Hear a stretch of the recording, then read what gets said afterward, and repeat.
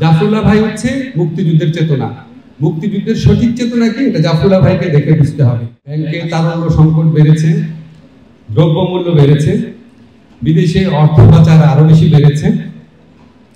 এর মধ্যে বড় বড় যারা আর্থিক খাতে অপরাধী আছে তাদের ব্যাপারে বহু তথ্য উন্মোচিত হয়েছে, কারো বিচার হয় নাই, বিচার হয়েছে ডক্টর ইউনূসের। এর মধ্যে সীমান্তে বহু লোককে মারা হয়েছে।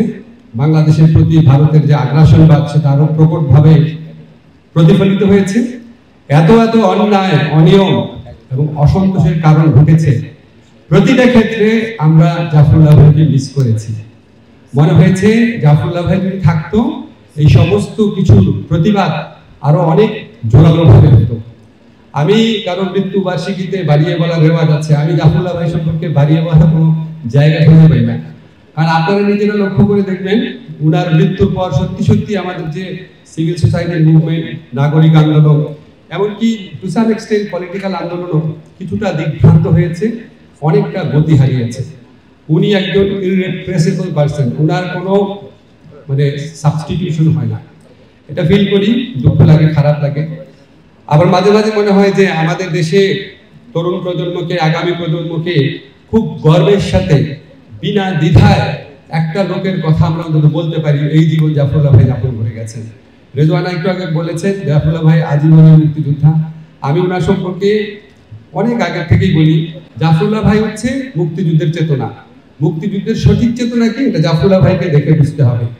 উনি শুধু ৭১ মুক্তিযুদ্ধ করে থেমে যায় নাই, ওনার মুক্তিযুদ্ধ জীবনের শেষ দিন পর্যন্ত ছিল। এই জন্য গরিব মানুষের পক্ষে দাঁড়িয়েছেন, অধিকার হারা মানুষের পক্ষে দাঁড়িয়েছেন, সাহস নিয়ে দাঁড়িয়েছেন।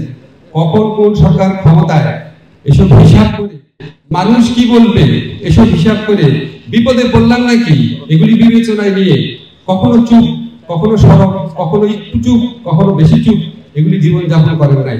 সকল সময় সকল ব্যাপারে সোচ্চার ছিলেন, সব সরকারের সমালোচনা করেছেন, সব সরকারের ভালো কাজের পাশে ছিলেন। আমার কাছে মনে হয় যে আমরা খুব সৌভাগ্যবান যে আমরা আজকে, আমি বিশ্বাস করি বাংলাদেশের তরুণ শিশুদের জন্য একটা আইডল মানুষ, যে উনার বাচ্চারা উনার জীবনী পড়ে জানবে যে বাংলাদেশে এরকম একটা মানুষ জন্ম নিয়েছিল, এবং এটাই হচ্ছে একজন প্রকৃত মুক্তিযোদ্ধার জীবন। আমরা জাফরুল্লাহ ভাইকে চিনতাম, এটা আমাদের জন্য সৌভাগ্য এবং অনন্ত অনুপ্রেরণার একটা উৎস। ধন্যবাদ।